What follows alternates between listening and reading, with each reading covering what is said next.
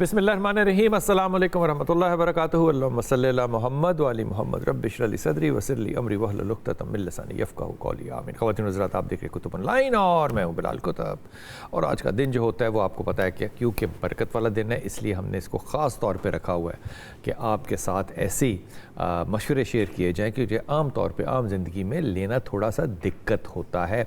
सो हम तिब के हवाले से हर हफ्ते आपके लिए कोई ना कोई जो है वो ऐसी शख्सियत लेकर आते हैं, होलिस्टिक हो या मेन स्ट्रीम हो या होम्योपैथिक हो या सर्जिकल हो या मोटापे के बारे में हो या गायनी के बारे में हो, इनफर्टिलिटी के बारे में हो, हर तरह की इन्फॉर्मेशन जो है वो शेयर करते हैं। और हमारा टेलीफोन नंबर आपके सामने चलता है, आप हमें कॉल करके डॉक्टर साहब से मशवरा भी ले सकते हैं।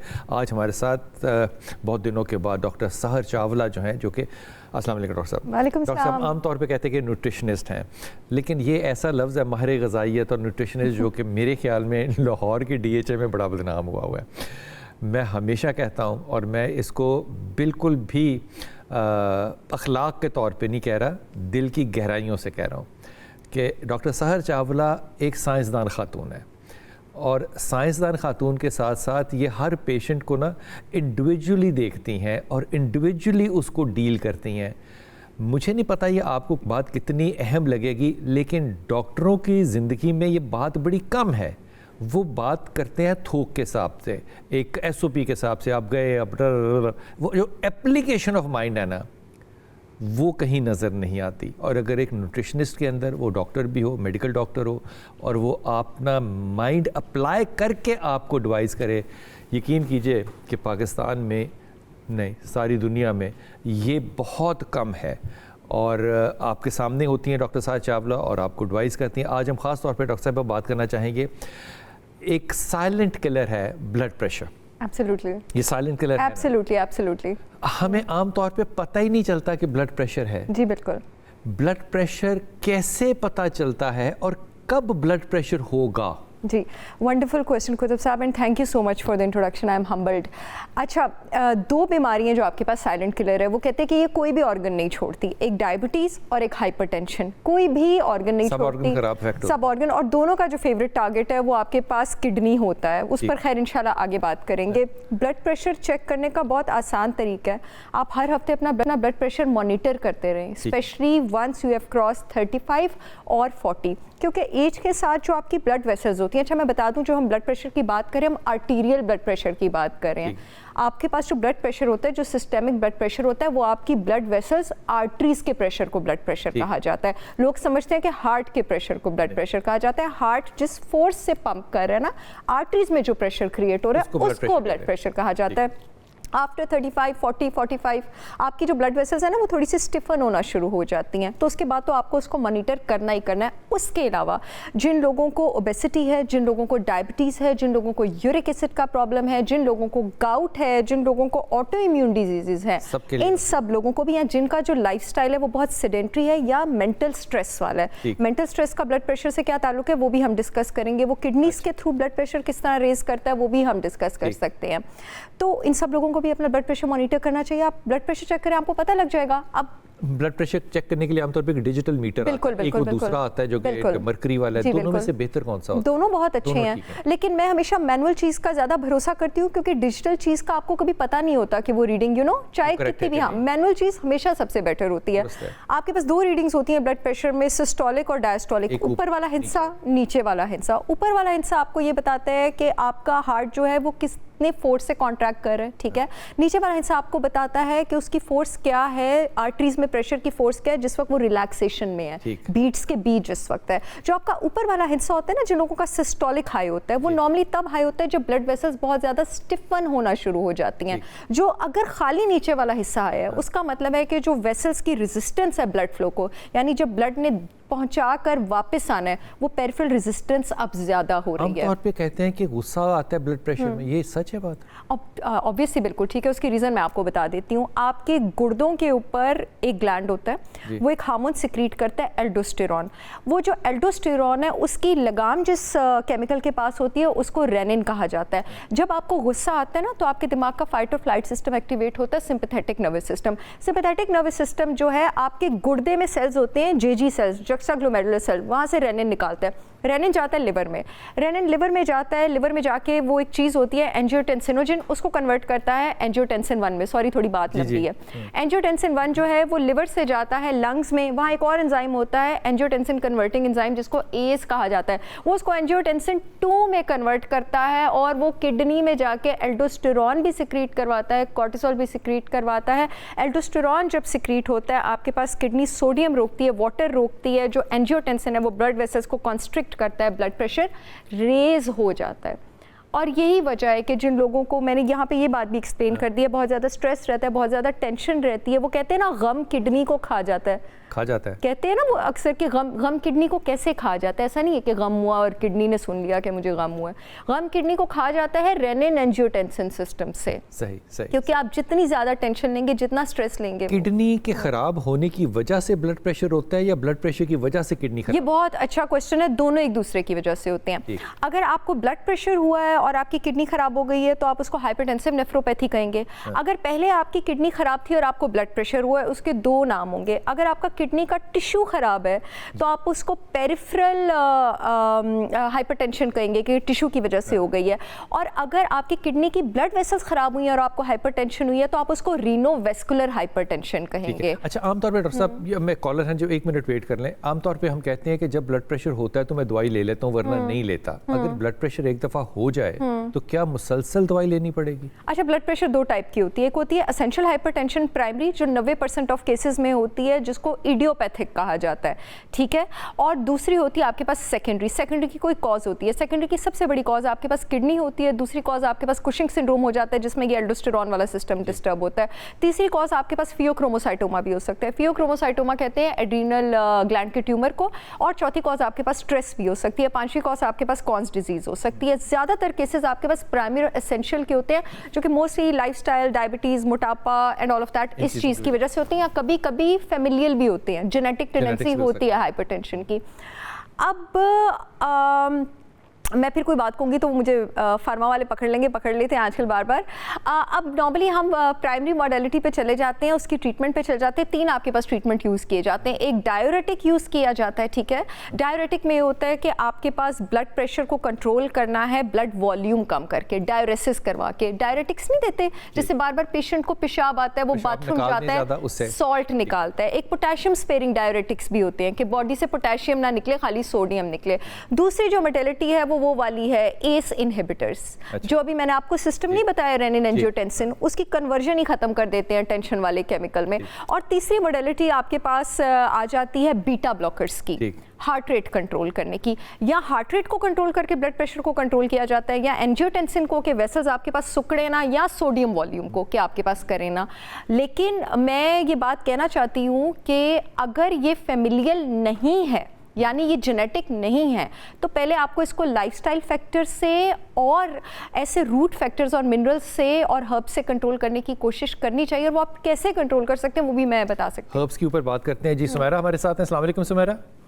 वालेकुम सलाम। अच्छा बिलाल साहब, 2 बातें मैंने पूछनी थी डॉक्टर साहिबा से। वो ये कि ना शायद वर्कलोड की वजह से इतना ज़्यादा स्ट्रेस होता है तो सर में दर्द बहुत शदीद रहने लग गया है। आजकल धूप भी बहुत ज़्यादा होती है जिसकी वजह से इतना सर दर्द होता है, उसकी वजह से गर्दन में दर्द होता है। फिर समटाइम्स ये फील होने लग जाता है कि मेरे गुर्दों में दर्द हो रही है। क्यों? क्योंकि वो पिछली साइड पे दर्द होती है। तो मल्टीपल इश्यूज हैं। फिर लगता है कि जो लेफ्ट टांग है वो सोई हुई है, पाँव सोया हुआ है, नमनेस है उसके अंदर, भारीपन है। और फिर कभी लगता है कि हार्ट के अंदर कोई प्रॉब्लम हो रहा है, सांस लेने में दिक्कत हो रही है। तो इतने मल्टीपल इश्यूज चल रहे हैं, इसके बारे में मुझे पूछना था कि ये क्या मसला हो सकता है। एफएससी में एक चैप्टर था हमारा, a man who was a hospital. I was thinking the same. वो सारे प्रॉब्लम थे। पहली बात तो ये मुफीद मशवरा मैं आपको दे रहा हूँ कि 2-2.5 लीटर या 3 लीटर कम से कम पानी रोज़ पिएं। आजकल तो पीना चाहिए। हमारे यहाँ पानी पीने का रिवाज बहुत कम है।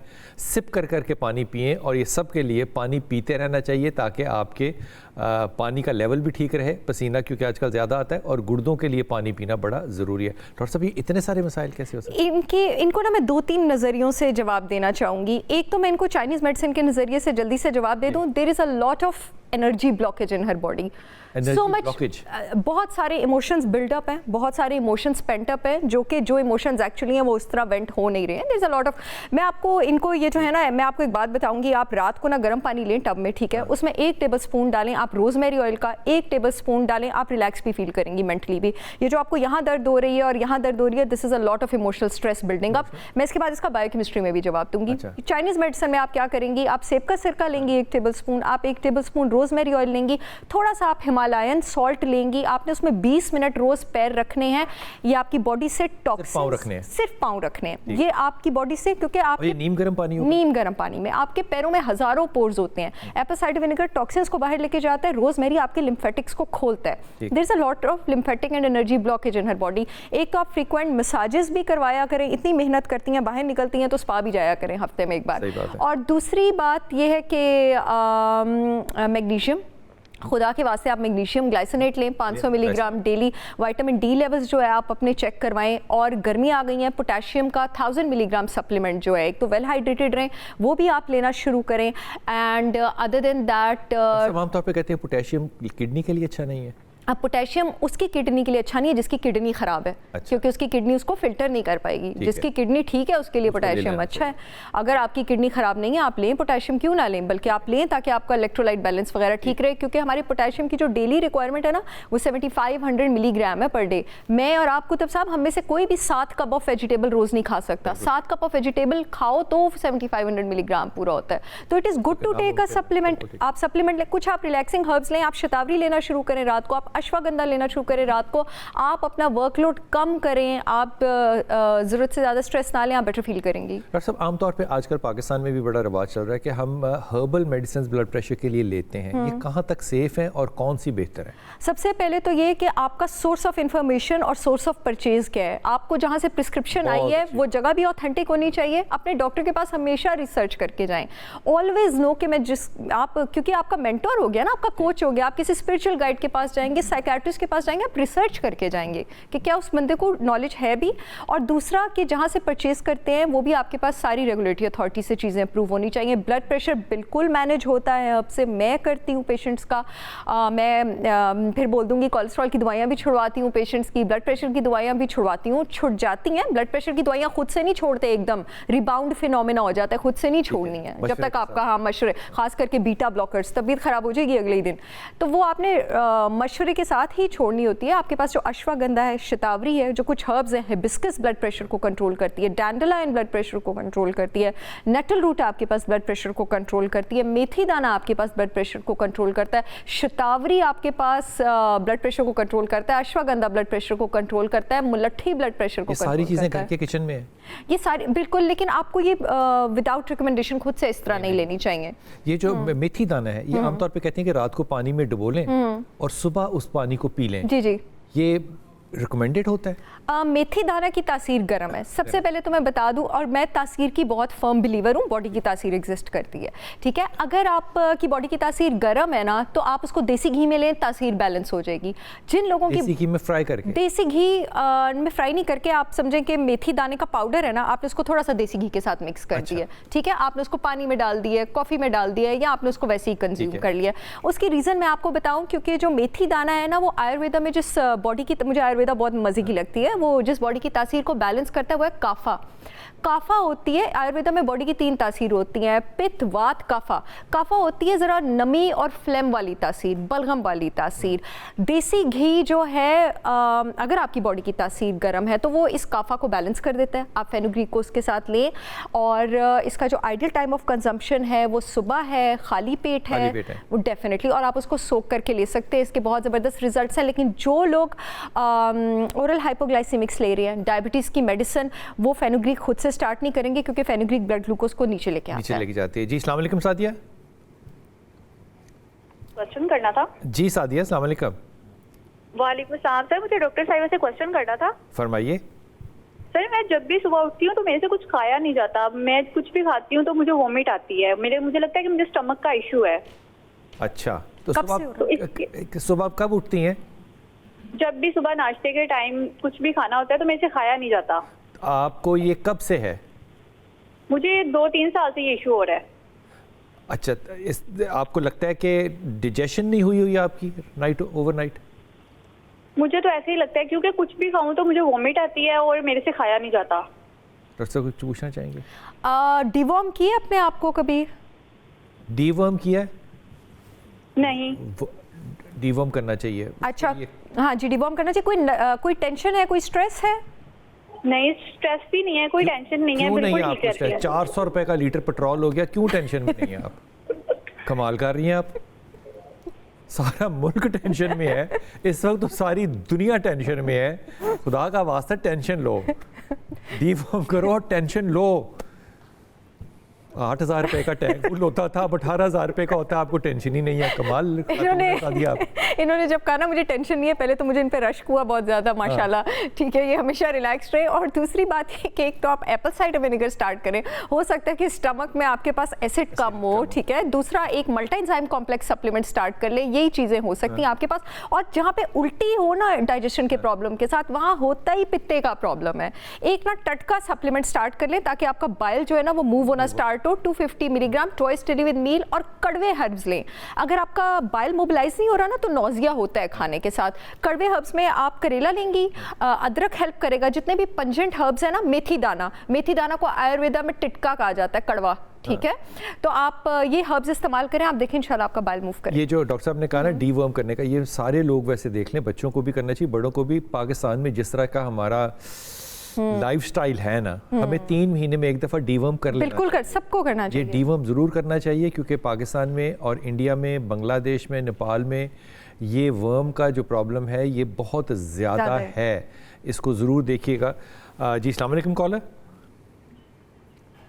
मंडी बहाउद्दीन, काशिफ जी। काशिफ जी, अस्सलाम वालेकुम। जी वालेकुम अस्सलाम।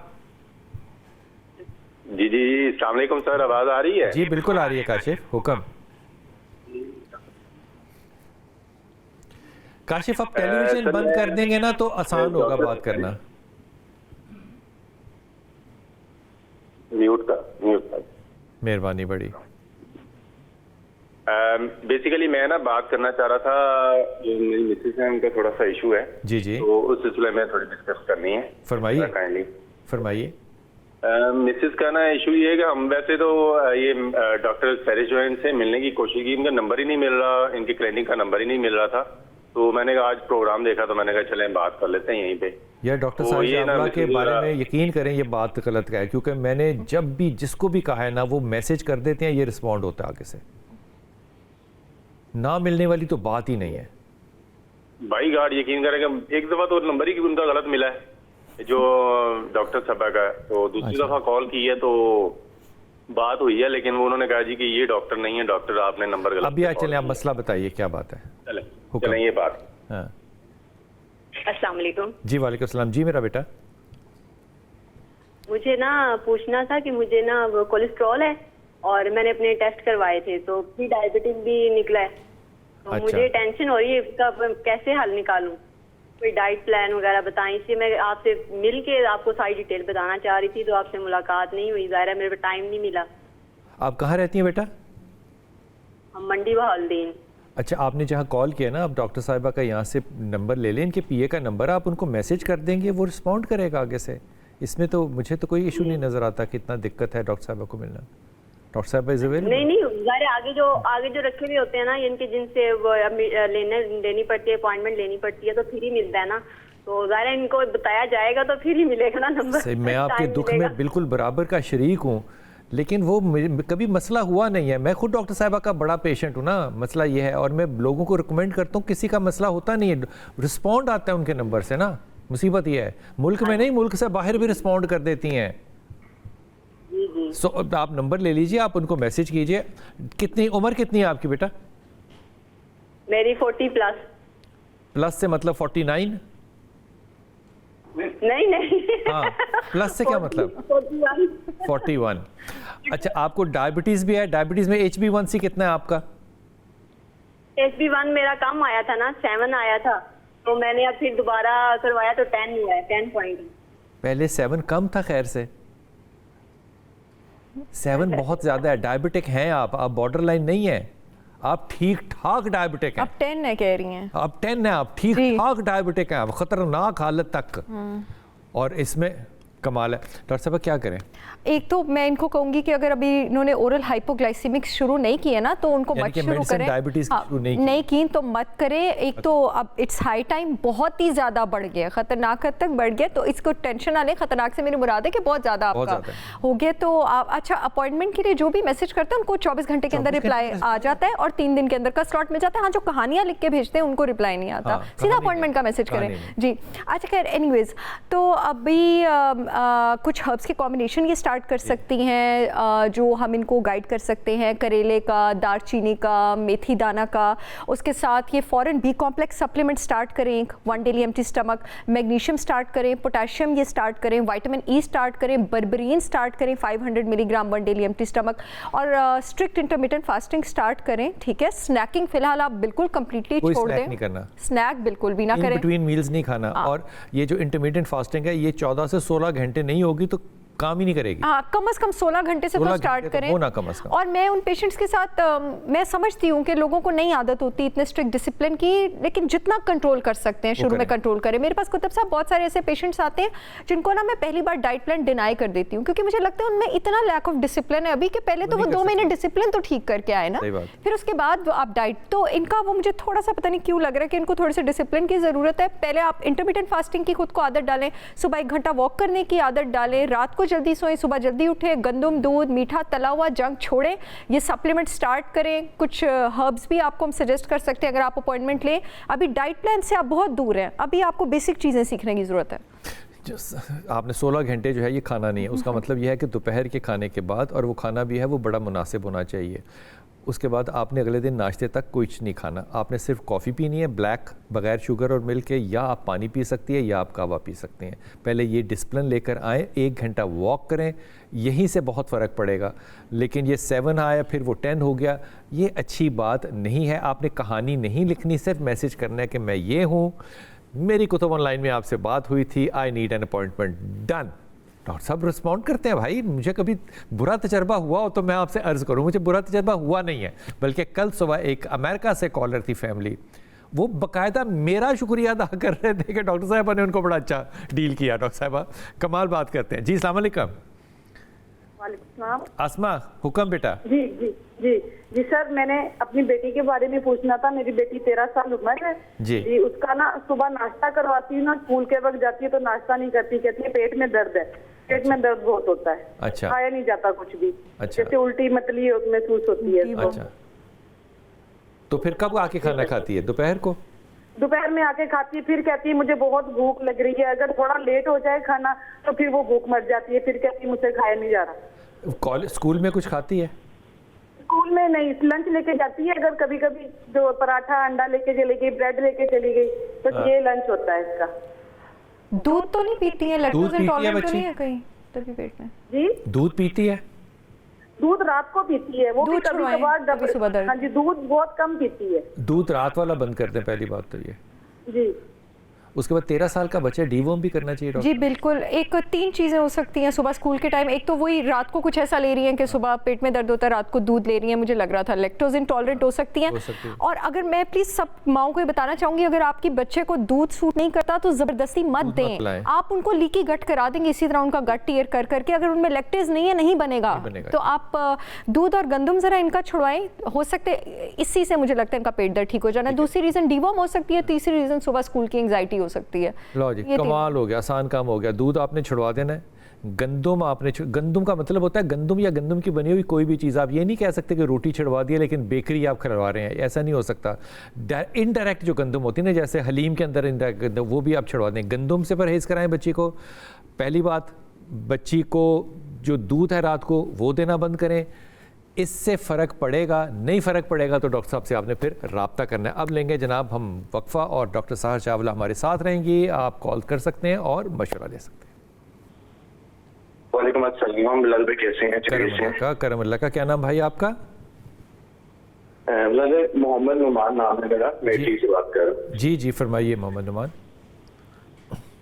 जी मैंने डॉक्टर साहब से ये पूछना था कि मेरा आईबीएस का इशू है, और आईबीएस का इशू तो काफी पुराना है, लेकिन ये है कि पिछले कुछ 3-4 साल से वो साथ मुझे ये लग रहा है कि शायद उसकी वजह से कुछ साइकाट्रिक इश्यूज भी हो रहे हैं, क्योंकि मैंने अपने तहत डिफरेंट साइकाट्रिस्ट से भी कंसल्ट किया, वज़ाइफ भी, हर तरह की चीजें, लेकिन रिसेंट जो रिसर्च है वो भी ये कहती है कि ब्रेन और गट एक एक्सिस हो सकता है। तो इसलिए मैं रिसेंटली 2-3 वीक के लिए ग्लूटेन फ्री और लैक्टोज फ्री डाइट पे भी गया, पर मैं कोई डिफरेंस फील नहीं कर पा रहा। मैं डॉक्टर साहब से पूछना चाह रहा था कि क्या कुछ ऐसा कुछ रिकमेंड कर सकें। नुमान, पहली बात तो ये कि आपने जहाँ कॉल किया ना, यहाँ से डॉक्टर साहब का आप नंबर ले लो, डॉक्टर साहब से प्राइवेटली भी बात करना, क्योंकि ये जो आईबीएस है ना, ये बड़ा लंबा प्रॉब्लम होता है। आपने अच्छी बात की कि आपने दूध छोड़ दिया है, आपने गंदम हर तरह की छोड़ दी है, ग्लूटेन फ्री हो गए हैं, लेकिन वो लीकेज गट वाला जो मामला है ना, वो बड़ा डेंजरस होता है यार, उसको भी हैंडल करना पड़ता है। लेकिन आपने अच्छी बात जो की ना, जो लोगों को नहीं पता, जो मैंने डॉक्टर साहब से पहली दफ़ा सुनी थी, फिर मैंने इसको जाके बड़ा सोचा और पढ़ा, that is gut mind relationship.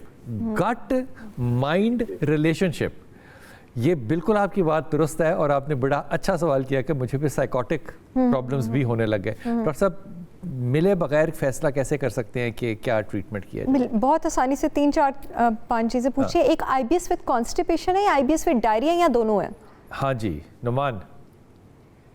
Diarrhoea diarrhoea है। अच्छा, एक अपनी एज बता दें और वेट बता दें। एज और वेट कितना है? 31 ईयर्स, और अभी वेट ग्लूटेन फ्री डाइट से थोड़ा सा लूज हो रहा है, तो अभी 78 kg है। ओके, 78 अच्छा वेट है। हाइट कितनी है तुम्हारी? मेरी 5'10". 5'10". ओके, हाँ ठीक ही है उस पे। खैर एनीवेज, एक तो आपको विद डायरिया है तो फॉरन प्रोबायोटिक सप्लीमेंट स्टार्ट कर लें थोड़ी ज़्यादा पोटेंसी में, 50 billion CFUs twice daily with meals. एक ग्लूटामिन पाउडर होता है मसल्स के लिए, जो जिम जो लोग करते हैं वो यूज़ करते हैं। एक होता है गट वाला, आपने गट वाला लेना है, उसका 1 टेबलस्पून लेना है पानी के जग में, पूरा दिन आपने वो पानी पीना है। ग्लूटामिन गट वाला, ग्लूटामिन गट वाला आप ऑनलाइन सर्च करेंगे, आपको ग्लूटामिन जिम वाले सप्लीमेंट्स भी नजर आ जाएंगे, गट वाले भी नजर आ जाएंगे। गट वाला इज प्रोटीन या नहीं? Got it is not a protein, it is a protein, it is an amino acid, लेकिन उसकी फॉर्मुलेशन डिफरेंट होती है आपके पास, उसकी स्ट्रेंथ डिफरेंट होती है जो गट के लिए यूज होता है। कैप्सूल की फॉर्म में भी आपको मिल सकता है, कैप्सूल की फॉर्म में मिलता है तो कैप्सूल की फॉर्म में ले लें, पाउडर की फॉर्म में मिलता है तो पाउडर की फॉर्म में ले लें। अच्छा, आईबीएस में चाहे आपको कॉन्स्टिपेशन हो या डायरिया हो, जिंक कार्नोसिन हमेशा दोनों की प्रिस्क्रिप्शन में होता है। जिंक कार्नोसिन आपने लेना है, एक मल्टा एंजाइम कॉम्प्लेक्स आपने लेना है सिर्फ 1 डेली विद मील। जब आपका डायरिया कंट्रोल हो जाएगा, फिर उसको ट्वाइस डेली विद मील और Aahista Aahista thrice daily with मील पर लेके चले जाइएगा। अभी प्रोबायोटिक जब तक डायरिया कंट्रोल नहीं होता, 50 बिलियन CFUs आपने थ्राइस डेली विद मील लेना है। खाने में फिलहाल सिर्फ वो जो आप डायरिया में एक्चुअली खाना लेते हैं, खिचड़ी, पतली मूंग दाल, वो तो नहीं हो रहा, बलगम तो नहीं हो रही, फ्लेम तो नहीं हो रहा? नुमान, बलगम होती है? जी बलगम का इशू है, और इस इशू की वजह से हर तकरीबन 2-3 वीक बाद मुझे कुछ ना कुछ सूचना ना, कभी इन्फेक्शन, कभी शॉर्ट इन्फेक्शन। अच्छा, खिचड़ी नहीं लेनी आपने, तो ये गट विद फ्लेम है, यानी आप लेंगे बाजरे की रोटी या ज्वार की रोटी या जौ की रोटी, वो फ्लेम को आपको सुखा देता है, ठीक है। और कोई भी ग्लूटेन या डेयरी प्रोडक्ट नहीं लेना। देसी मुर्गी की हड्डियों की यखनी लें आप, मछली की सिरी का शोरबा लें आप, जो है कद्दू की सब्जियां लें, और इसके साथ आपने ये रोटियां लेनी है, आपने राइस नहीं लेने हैं, दही वगैरह भी आपने नहीं लेनी, जो मैं आपको पहले बता रही थी। तो इंशाल्लाह आपका प्रॉब्लम जो है, लेकिन प्रोबायोटिक ले सकते हैं। प्रोबायोटिक तो लेना है। इसमें अच्छा सोल्यूशन ये है, तुम लाहौर आ जाओ, ये सारे खाने लाहौर में है। देसी मुर्गी की यखनी, यहाँ पे तो बहुत मुश्किल। हाँ, लेकिन आई ऑनेस्टली एडवाइज यू कि ये जो प्रॉब्लम है, बिकॉज आई फेस इट, इसके लिए एक कांस्टेंट एडवाइस चाहिए होती है। और मैं तुम्हें, मुझे नहीं लगता कोई ऐसा ना समझे कि मैं डॉक्टर साहर चावला के बारे में कोई ऐसी बात कह रहा हूँ जो कि मैं ज़्यादा एम ही कह रहा हूँ। मैं तुम्हें पक्का बता रहा हूँ यार, मुझे कोई बंदा नहीं समझ सका कि प्रॉब्लम है क्या। जो डॉक्टर ने मुझे कहा, मैंने उसको हाफ हार्टेडली किया और मुझे 90% फ़र्क पड़ा। माशाल्लाह। सो अल्हम्दुलिल्लाह, मैं अभी फुली इंचार्ज हूँ अपने आप का, क्योंकि मैं फॉलो करता हूँ। डॉक्टर साहब ने कहा ये नहीं खाना, मैंने छोड़ दिया। डॉक्टर साहब ने प्रोबायोटिक लेना है, प्रोबायोटिक शुरू कर दिया। लेकिन हमारे यहाँ प्रोबायोटिक मिलता है मिलियंस में, प्रोबायोटिक लेना है बिलियंस में, वरना वो जो है वो काम नहीं करेगा। जो कहा है डॉक्टर इसको, साहब से ये पूछना चाह रहा था।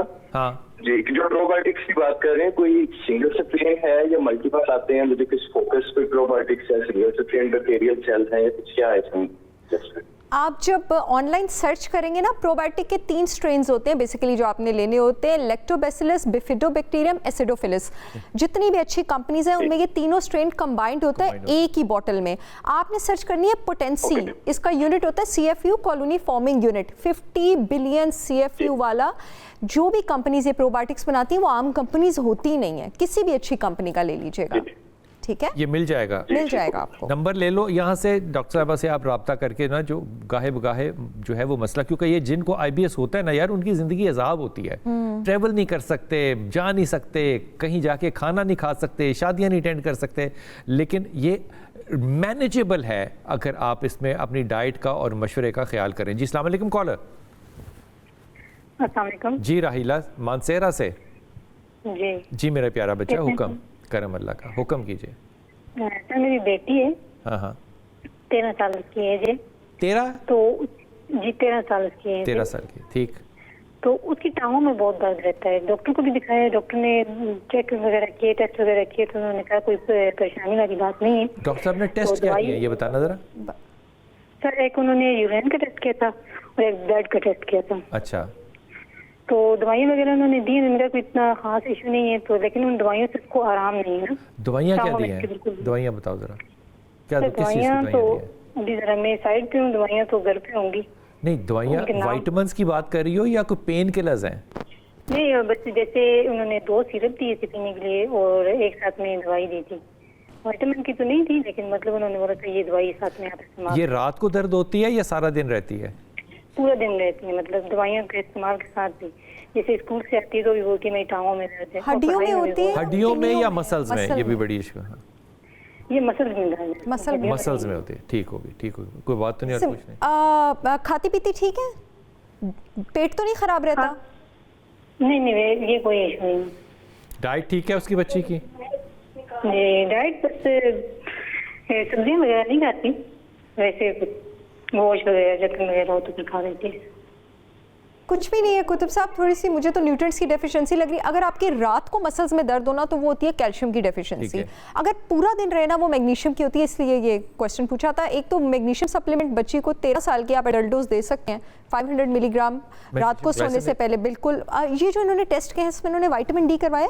विटामिन डी का टेस्ट बड़ा इंपॉर्टेंट था, वो हुआ था? वो हैं बच्चों के डॉक्टर हैं अच्छे, लेकिन बस 2 ही टेस्ट उन्होंने किया, यूरिन का टेस्ट किया और एक ब्लड का टेस्ट किया। ब्लड के अंदर उन्होंने विटामिन डी का टेस्ट कराया था?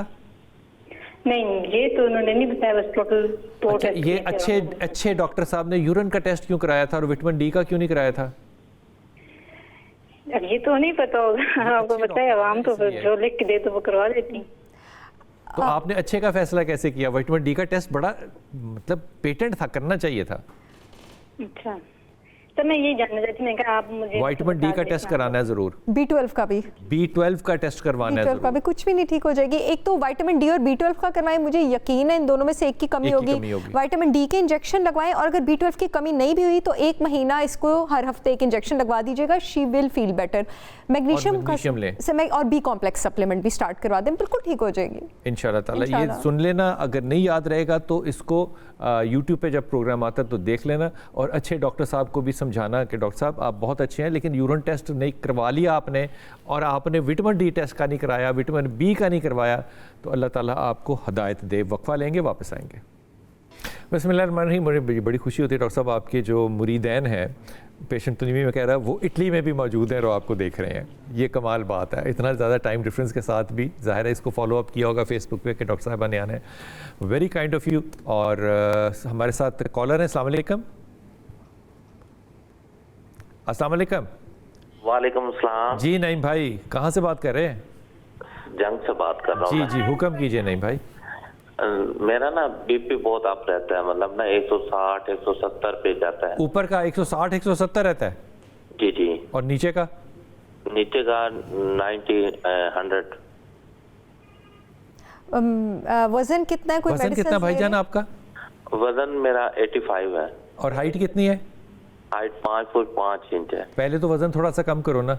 कम से कम 15 किलो ज़रूर कम करो, पहली बात। दूसरी बात, हाँ, रमज़ान में तो 5 किलो कम हो जाता है, फिर उसके बाद बढ़ जाता है। तो भाई तू 12 महीने माह रमज़ान बना, किसने रोका आपको? कुछ शरई हद है इस पे? नहीं। हाँ तो वज़न कम करना पहले अपना। डायबिटीज़ तो नहीं है? नहीं वो नहीं है। कितनी उम्र है आपकी? मेरी 33 है। 30? मैरिड हो? जी। तो कोई गुस्सा कोई प्रॉब्लम? टेंशनें बहुत है। किसकी टेंशनें ज़्यादा है? एक तो औलाद की टेंशन है, वो नहीं हो रही, तकरीबन 5 साल हो गए हैं। क्या नाम बेगम का आपके? तहरा परवीन। तो आप दोनों ने मेडिकल टेस्ट करवा लिया अपने? जी, दोनों ने करवाया है, मतलब हर डॉक्टर के पास गए हैं, वो कहते हैं जी हमारी तरफ से आप बिल्कुल ठीक है। अच्छा, ठीक हो गया। पहले भी आपसे बात हुई थी, तो मतलब ना आपने डॉक्टर को बताई थी, तो उधर से अपॉइंटमेंट मिली ही नहीं है लाहौर में। अच्छा, ठीक हो गई बात। वैसे ये बात मामला भी बड़ा अजीब होता है कि अपॉइंटमेंट को फॉलो करना पड़ता है मेरे भाई। लेने के लिए ना अपॉइंटमेंट फॉलो करनी पड़ती है, मिल जाती है, डॉक्टर्स ने अपॉइंटमेंट ही देनी होती है और क्या करना होता है। लेकिन ये जो ब्लड प्रेशर है ये बहुत ज़्यादा है और ये आपके लिए कोई अच्छी बात नहीं है इस उम्र में कि इतना ज़्यादा हो ब्लड प्रेशर। आप कोई मेडिसिन ले रहे हैं? जी ले रहा हूँ मैं। सुबह शाम या सिर्फ शाम? सिर्फ एक टाइम लेता हूँ, मतलब सुबह या शाम? सुबह टाइम। और जो भी दवाई ले रहे हो वो कितने mg ले रहे हो? 5/100 है। उसके साथ भी इतना ब्लड प्रेशर है? 5/100 मतलब उसके साथ कम हो जाता है, जब वो छोड़ता हूँ तो फिर आप रहता है। ये 5/80 ले रहे होगे आप मेडिसिन का डब्बा? जी 5/4 क्या नाम ना लेना, वो 5/80 है उसके ऊपर लिखा हुआ। वो अच्छी मेडिसिन है, लेकिन अगर उसके साथ भी रहता है तो फिर नहीं वो लेता हूँ तो मतलब बीपी नीचे रहता है, जब वो छोड़ देता हूँ तो फिर वो अप होता है। तो मेरे चंदा छोड़ते क्यों हो? बस फिर याद नहीं रहती ना। तो मुझे अपना नंबर दे दो, मैं रिमाइंडर दे दिया करूंगा आपको। नहीं सर, अब इंशाल्लाह जो है ना रेगुलर ले रहा हूँ भाईजान। ये छोड़ नहीं सकते, ये वाला मामला नहीं हो सकता कि मेडिसिन ले रहा है नहीं ले रहा, ले रहा है नहीं ले रहा, अपना नुकसान है। और ये ब्लड प्रेशर जो है ये बहुत ज़्यादा है भाई, ये स्ट्रोक की तरफ लेके जा सकता है। मेडिसिन आपने जो लेनी है वो प्रॉपरली लेते रहना है। और क्या करना चाहिए डॉक्टर साहब? ये बड़ी खतरनाक बात है। हाँ, इनका ब्लड प्रेशर थोड़ा ज़्यादा है और क्योंकि ये मेडिसिन ले रहे हैं, वैसे तो इन द लॉन्गर रन छुड़वाई जा सकती है, लेकिन विदाउट इंटरवेंशंस नहीं छुड़वाई जा सकती। डाइट के लिए मैं इनको और सबको एक बात बता दूं कि आपके पास ये वाला जो ब्लड प्रेशर होता है, आपके पास जो ब्लड वेसल्स की जो अंदर की लेयर होती है ना, एंडोथेलियम, उसके रिसेप्टर्स को प्रोटेक्ट करने के लिए उन्होंने आपका ब्लड प्रेशर मेंटेन करना होता है। उसके ऊपर एक लेयर होती है, जैसे नॉन स्टिक पैन पे नहीं होती, उसको ग्लाइकोकैलिक्स कहा जाता है। आपके पास जितनी भी खानों की चीज़ों में सल्फर है वो ग्लाइकोकैलिक्स को मेंटेन करता है और एंडोथेलियल के रिसेप्टर्स को ख़राब नहीं होने देता कि ब्लड वेसल्स स्टिफन ना हो, कंस्ट्रिक्ट ना हो। जिनमें सल्फर होता है। सल्फर किस में है? सब ज़्यादा रेड मीट में, और हम समझते हैं कि वो हेल्दी नहीं है, अंडों में। तो जितने भी लोगों को ब्लड प्रेशर है, ये बहुत बड़ी मिथ है कि आपने रेड मीट नहीं खाना। रेड मीट में सल्फर होता है। हाँ, आपने वो वाला रेड मीट नहीं खाना जो जंक फूड का है, जो डेली मीट है, जो प्रोसेस्ड है, जिसमें शुगर वाली सॉस है, सोया सॉस है, वो नहीं खाना। घर में पका हुआ आप रेड मीट खाएं, आप अंडे खाएं, आप कीटो की तरफ रहें, आप इंटरमिटेंट फास्टिंग करें, आप वॉक करें, मैग्नीशियम, विटामिन डी, पोटेशियम, ये सप्लीमेंट्स आप अपनी डाइट में जो है इंक्लूडेड रखें। पोटेशियम 1000 मिलीग्राम आप इंक्लूडेड रखें, आप मैग्नीशियम 500 मिलीग्राम इंक्लूडेड रखें। विटामिन डी, जिन लोगों को हाइपरटेंशन का इशू है, 20,000 इंटरनेशनल यूनिट डेली आपका सप्लीमेंट होना चाहिए। ये थोड़ी ज़्यादा डोज है, इतनी आपको लेनी चाहिए। उसकी रीज़न मैं आपको बताऊँ, जो आपका रेनिन एंजियोटेंसिन सिस्टम है ना, रिसर्चेस आर्टिकल साबित करते हैं कि विटामिन डी की हाई डोज उसको नीचे ले जाती है।